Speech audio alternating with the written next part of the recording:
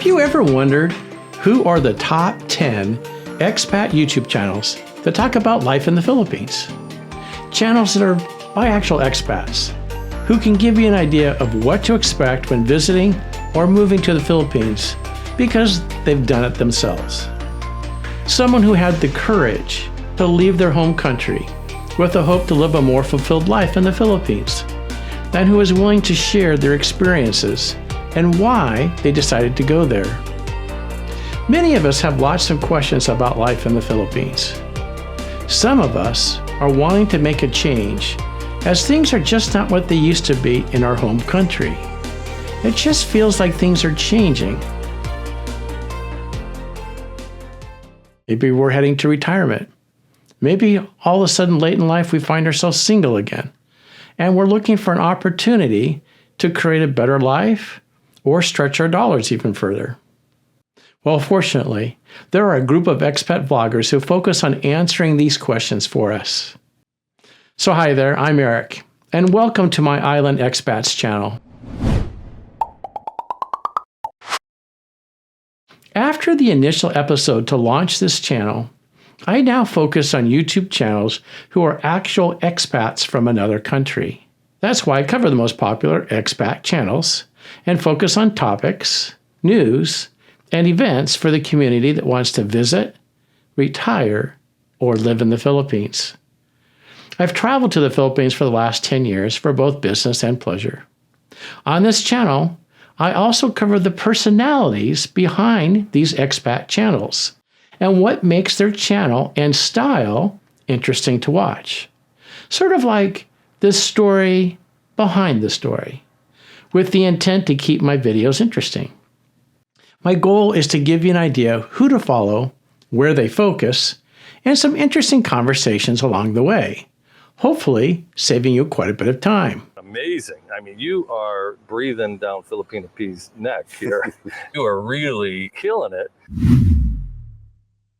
Welcome, Michael. Thank you. Thank from you That very Philippines Life. We're here in Iloilo, Mr. Iloilo. Mr. Iloilo, yeah. Well, nowadays there's a lot more vloggers here than when I first came. Stick around because Chrissy's going to show up, your favorite Filipina, for the last two questions. And apparently the last two questions are going to be the best questions. Yeah, so you don't want to miss those. My channel talks a lot about how to meet Filipinas and how to date online and things like that. You focus quite a bit on showing all the different culture and parts and geography and travel of the Philippines. But you have recently become single. Yeah. And, there's an audience out there that they feel like, they know the solution. It's boots on the ground. All you got to be is boots on the ground. The women are falling from the trees like apples. Oh my gosh, do they ever, eh? Yeah. You got to wear a hard hat. Yeah, right. But we've seen a lot of vloggers. We've seen some other vloggers that have been in the Philippines for 7 and 10 years, and they've had short-term relationships and they've broken up, and then they've had another short-term relationship and they've broken up, and some it took them 7 or 10 years to get married. Sure. And it kind of contradicts this idea that all you got to do is walk around as a foreigner and boom, it's just going to happen. This will be part 1 of 2 videos so that I can fully cover the top 10 most popular channels about expat life in the Philippines. In the end, I'll give you a list of the top 10 channels so you can easily go and check them out. This expat life category has some defined leadership that has both been doing this for a while and some newer folks that really have gained in popularity due to the unique style or personality. Most of the content here is topic driven, and you'll quickly find certain personalities are either educational or entertaining, and sometimes a combination of both. What has it been like being single in the Philippines, and how have you been meeting, before you met Kat, how were you meeting women? Well, I'm going to be honest. Being a somewhat public figure now meant that I couldn't, it was difficult. Like I can't, right? I felt like it was probably in my head, but I felt like I couldn't because then everybody's going to know. Yeah. And so if I was anonymous like everybody else, I think I might've been different. Who knows? I might've been like asking girls, that kind of thing. Right. And, but at the end of the day, I'm like out places filming every day. And I was like, how am I going to do this? I didn't know how to make this work, to be honest. Yeah. Well, be sure to stay tuned for the video of the week that will come after the Expat Life Channels discussion, where I recommend a video that is well worth watching, and I give you some of the highlights so you can see why. Okay, so let's do this. The top 10 channels that are expats who focus on expat life in the Philippines based on the total number of subscribers. And coming in with number 10 is TPL Bianca with 138,000 subscribers, 837 videos, and 24.8 million views. This channel started out in 2020. As a couple from Canada, they decided to make the move to the Philippines, and they wanted to document their transition from Canada to their life there in the Philippines. But starting at the beginning of 2024, the couple decided to amicably divorce and separate into two separate channels. The second channel is called That Philippines Life. He has a lot of experience in creating video for YouTube and is quite strong in his execution. So I expect his channel to be in the top 10 by itself sometime in the next year or two. That Philippine Life is becoming popular already with 44,600 subscribers, and the channel is just turning 2 years old. So he began it before they actually split. This is an amazing amount of success, and he's quickly moving up the ranks. So I'll be keeping an eye on that one. Bianca is maintaining the original channel, graciously let her take it over, even without a fight, which is a very nice gesture given their situation. They apparently decided that their goals were different, and it was best to just go it alone. Well, kudos to these two for working this out, as most divorces just don't go this way. They more end up like that Danny DeVito movie, The War of the Roses. Do you remember that? Everything went wrong. Anyway, Bianca, she is very authentic, and she's a very interesting person to watch. And she's really beginning to transition from going from an introvert with a partner before to a single YouTube personality.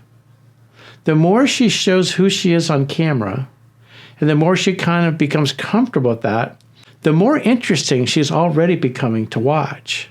She's actually half Irish and half Filipina, and as you can see, she has quite a presence about her. All right, let's move on. Coming in at number 9 of the most popular expat life channels is Tim K. Tim has a total of 170,000 subscribers, 339 videos, and 39 million views. The channel is 5 years old now. Tim's mentioned that his target audience is between 50 and 70-year-olds, and he teases he's not sure why they would want to watch him because he's younger than them. He's married to Chrissy, who, as you can see, is quite a bit younger than Tim, as she's 23 years old and looks very young, and Tim is 43, so they have a 20-year age gap. Chrissy's about to graduate from college. Now, Tim is from the U.S. and was an officer in the military at some point in the past, and he also went on to get some corporate jobs, so he has some corporate experience. The recent news is that the couple will probably move back to the U.S., as long as they don't change their mind, in the next year or two for Chrissy's job opportunities after graduating college. After all, she is 23 and wants to have a career, and it's much easier to do that in the U.S. than in the Philippines.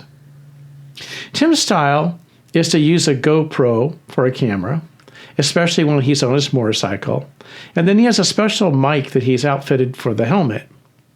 As he talks along the way, and he explores different areas on his motorcycle. I think he also uses an iPhone of sorts to shoot videos, because when he gets off the bike, he takes off his helmet, so the GoPro is no longer engaged. I can't tell what he's using, but I think it's an iPhone. Anyway, his method for cinematography is mostly just point and shoot, and he's on the move from place to place, or he's looking at the camera, and he's having a conversation, and he's giving us an update. His videos are not highly edited, but more about as life happens. So he basically shares his life and family with us as he goes through his day-to-day activities. Tim does his best to be himself on camera, with an honest and authentic style. All right, that's it for Tim. Coming in at the number 8 spot is Commander Dot, with 211,000 subscribers, 336 videos, and 35.2 million views. He's originally from Wales in the UK, and the commander's real name is Anselm Plummer, and he arrived in 2016 in the Philippines. In fact, he didn't even blog the first 4 years he was here. So when he shoots video and refers back to the 4-year period, he often fills in footage from his friend Kyle of becoming Filipino. The commander walks you through his journey with his life experiences throughout the Philippines, and sometimes he goes back home to the UK. And they're usually stories of things that have happened to him along the way, including being a fish farmer, which I think he found challenging at times. His work has a very high entertainment value and a high production value. He uses creative cinematography, including drone footage, so it makes it more interesting to watch. His nickname comes from some Filipino workers who called him a young commander in the first few years that he was there. Dot means broken, damaged, or defective. So I suppose he's having fun with his channel name as the Commander of the Broken. I appreciate he's willing to poke fun at himself. And I find him a very authentic person, often sharing personal details and challenges with his audience. The word doubt is actually Bisayan, and it's a little confusing because Bisayan is actually pronounced with a B, and Visaya is the central Philippines. That's where you have Dumaguete, Cebu, Bohol, and other islands in that area. So that's where that name comes from. All right. Anyway, he's an authentic guy. People like him, and I appreciate that he puts a lot of effort into his work. Bye-bye. Bye-bye. This morning, the sea of clouds is up above us. A nice little community. But for now, let's head back to the main town, which is also very, very small. Along the way, we met a guy bringing crafts for his family.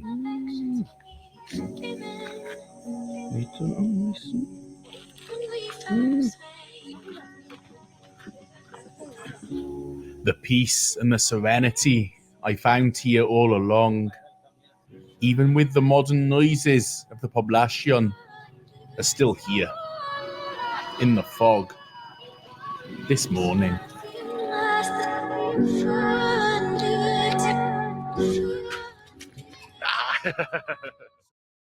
Number 7 out of the top 10 expat life channels is A Foreigner in the Philippines. This channel has 262,000 subscribers and a whopping 20,225 videos with 137 million views. They're based in Bohol, and it's primarily a British man named Terrence Martin. He had come from Great Britain and went to the U.S. and searched for a different kind of a life. Then he left the U.S. and came to the Philippines. I think he wanted to get out of the 9-to-5 and the rat race and all that. He met his wife, Beth, in Bohol, and today they live in the hills there with a very simple lifestyle. They've been making videos together for YouTube for the last 9 years. Now, their channel is focused on their simple lifestyle there and the adventures along the way, along with some advice on dating and relationships for expats. Compared to other channels listed, though, their work is definitely more shoot and post.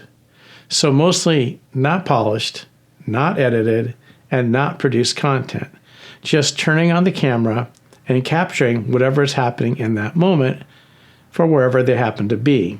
So it's a much more raw style compared to the other channels. So it depends what you're looking for. All right, moving on to number 6 of our top 10 list is 8 Miles from Home. They come in with 340,000 subscribers, 2,277 videos, which is a lot, and 81 million views.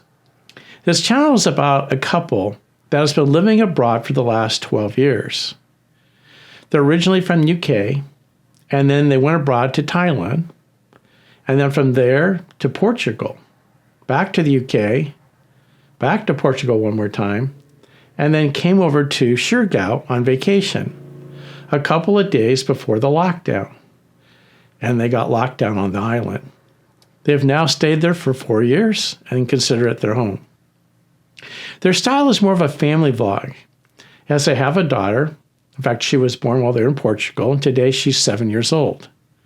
And they also promote a very vegan-type lifestyle. Since they've been making videos for the last 12 years, their work is quite polished, with strong cinematography, good editing, and also has the music bed. Their channel is very much about their family life in Siargao and what they encounter day to day. This includes riding out Typhoon Odette about 2 years ago, as they documented the entire event, which ended up being a direct hit to Siargao, and it did tremendous damage onto this island. You know, where Siargao is located, it's basically on the far eastern side of the Philippines, and it's completely open water to the east. There's no other islands to block it or protect it. It doesn't usually get hit on a direct basis, but it did with Odette. Well, it's since recovered, and it's even more stronger than it was before, and still a very popular tourist destination after they rebuilt. It also maintains its province-type charm, with some good restaurants and resorts. I've been there several times, and one of the things I like about it, there's not even a mall or any formal kind of business area on the entire island. In fact, you can rent a scooter and in about a half a day circle the entire island. I'd highly recommend that. It's a lot of fun. Okay, let's take a break from the top 10 channels for a moment and cover the recommended video of the week. This week, it comes from Fly Me to the Philippines. Let's watch some of the highlights. Hello everybody, welcome back to our channel Fly Me to the Philippines, here in Cagayan de Oro City, overlooking the Cagayan de Oro River. Today, Rob, Yes. you have something to share with We us. have a consulting client who gave us permission to share an amazing story, who lost 5,000 or more US dollars. She said she was 28, turned out to be far from it. You're going to want to hear this story. Expat Diaries, we'll call it, episode 1, in Mindanao, in central Yes. Mindanao. And how old was she? She claimed to be 28, going on 29, and she was finishing up maybe her nursing studies. She lived with her mother, and her father was an overseas foreign worker. But she was quite poor, and it didn't really quite make sense that her father would be earning money. Usually OFWs are middle class or upper middle class in the Philippines. Yes, it depends also on the size of the family. Yeah, okay. Yeah. Yeah, so he met her online, and then they did video chat. Yeah, he right? did everything right. He approached it slowly. He did video chat. It was a proof of life. A proof of life, and she looked just like her pictures. And he spent a month video chatting her every day, every single day. Okay, well, that's a good sign. Yeah. It's a proof of life, and it's she's talking to him every day, so it's showing sincerity. And he thought she was really smart, and she was really interested about business and bettering herself, and he was really impressed with her kind of go-getter attitude. And then one day, he overheard some pigs on the property. In the background. In the background, he just heard some pig noises. It's very normal here in the Philippines. He heard pigs in the backyard, and he said, "What's up with the pigs? And who's raising pigs?" And she said, "Oh, well, my mom sometimes will buy a little baby pig, and she can make just a little bit of money." Yep. And he was really interested in the business plan of the mother, how she made money on pigs. He wanted to know more about it. And long story short, he says, you should scale up. And you should buy baby pigs, and you should keep them only like a month or 2 months and sell them. Don't let them get big and fat when they eat a lot. Sell them when they're like prime lechons, maybe. I don't know. Actually, the price of the smaller pigs is higher than when it's already old. Okay, so he gave her $500 to buy 5 pigs maybe and raise the 5 pigs and sell them in 30 days or 40 days. And she made video footage, and he could see that she bought the pigs, and they sold the pigs. And just like he had envisioned and she understood the plan to be, they made money on the pigs. So it seems like their relationship really did well. Yes. And now it's like 2-3 months into their relationship, and they're talking business. She's always talking about how to, make money and save money. And she managed it well, right? She did everything perfectly. And very transparent. Very transparent. Everything's perfect. I don't see red flags there. No red flags. Yeah. So he's not able to come to the Philippines. He's got this job that he's, can't get 3 weeks off, and he's stuck in America. He's mid-50s. And one day she can't talk because she's got to go buy groceries. And he's like, a little disappointed she's not available to video chat. Things like that happen. And, sometimes you have to travel pretty far to go find groceries, right? So they live away from the city. Yeah, they're out in the middle, out in the country. So he's like, where's the nearest Sorry store? And it's pretty far. And he says, well, maybe you should open up a Sorry store since you have to travel so far to buy groceries. And, there doesn't seem to be one around you. Maybe you should. Everybody has this. It's a little grocery store in the front of your house with metal bars. It's like one every other store, usually it's a house, one every other house. So he really engaged her into business. Yeah, he said she did so well in the pig raising. He suggested they do a Sorry store. So he gave her more money to open up, and they built a Sorry store in the front of the family home alongside the road, and they bought a freezer for ice cream and cooler for beer, and he financed the Sorry store and the inventory. And it's a proof, right? Yeah, she's video chatting and they're manning the store, and she's showing them the books. She's keeping the accounting, and everything's going just perfect. They're making it's hard to make money on a Sorry store, but somehow they're making money. Yeah, they manage it. Yeah. So then it's about 6 months in, and there's like a brownout, which can happen here in the Philippines. Here in Cagayan de Oro, we have pretty reliable electric. Very common in some places in the Philippines. When we were in Dumaguete, we had an 8-hour brownout on a Sunday scheduled. Yes, and now that there is El Nino that is hitting on the Philippines, they are experiencing 12 hours brownout.